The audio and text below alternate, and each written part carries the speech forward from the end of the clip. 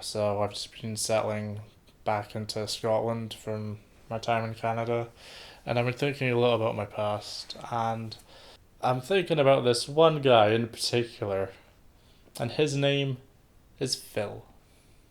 Now, Phil was one of my first managers when I worked at McDonald's, because that was my first job. That was everyone's first job, practically. But this one guy stood out in particular because he was something special. I was in college at the time, and of course, like when you're in college, like everything's always up in the air, everything is uncertain, you're filled with emotions, and I was feeling pretty down that day. And I guess Phil read it on my face. And so Phil asked me, "Hey Alan, how are you doing?" And I was like, I'm not feeling too great. And then he said, "Ah, but you're alive and life is amazing." And he gave me a belly rub. And after that, I was like, you know what, life ain't too bad. Life's pretty good.